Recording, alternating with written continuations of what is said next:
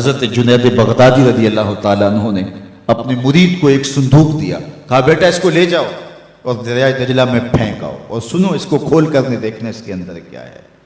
کامل مرید وہی ہوتا ہے جو شیخ کے راز کی حفاظت کرے۔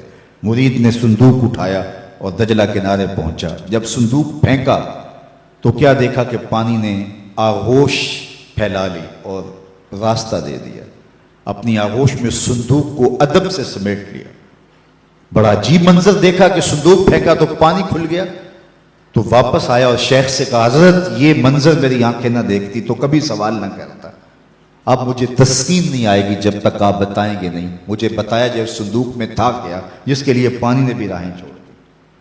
تو فرمایا بیٹا تم نے منظر ہی ایسا دیکھا ہے، اگر میں راز سے پردہ نہیں اٹھاؤں گا تو تمہیں قرار نہیں ملے گا۔ سنو، میں نے 12 سال کی محنت شاقہ سے تصوف کے اسرار و رموز پر ایک کتاب لکھی اور پھر 12 سال اس کی نوک پلک سوارتا رہا کہ اس کا کوئی جملہ شریعت کے مزاج سے متصادم نہ ہو، شریعت کے مزاج سے ہٹ کر نہ ہو۔ 12 سال کتاب لکھتا رہا، پھر 12 سال اس کتاب کو دیکھتا رہا کوئی ایک حرف بھی، ایک جملہ بھی شریعت بیضا کی مخالفت میں نہ ہو۔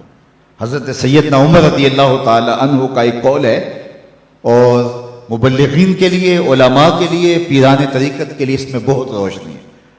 آپ فرمائے یہ نہ دیکھو کہ تمہاری وجہ سے کتنے لوگ ہدایت پہ آئے، یہ دیکھو تمہاری وجہ سے کوئی گمراہ تو نہیں ہوا۔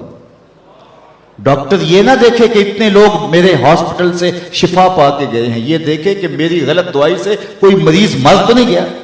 تو کہا میں نے 12 سال محنت کی ہے کہ اس کتاب کی نوک پلک سوارتا رہا، کوئی جملہ شریعت کے مزاج سے ہٹ کرنا ہو۔ 24 سال بیت گئے، اللہ اکبر۔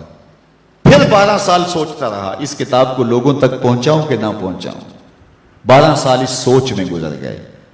آج 36 سال گزرنے کے بعد میں نے فیصلہ کیا کتاب اللہ قرآن مجید کے ہوتے ہوئے لوگوں کو جنید کی کسی کتاب کی ضرورت نہیں ہے، اور یہ جو تم صندوق میں پھینک کے آئے ہو یہ میری 36 سال کی کمائی تھی۔ تو کتاب سے وابستگی اختیار کرنا، کتاب اللہ کے ساتھ تمسک اختیار کرنا، یہ تصوف کا وہ ضابطہ ہے جو صوفی کو حقیقی صوفی بناتا ہے۔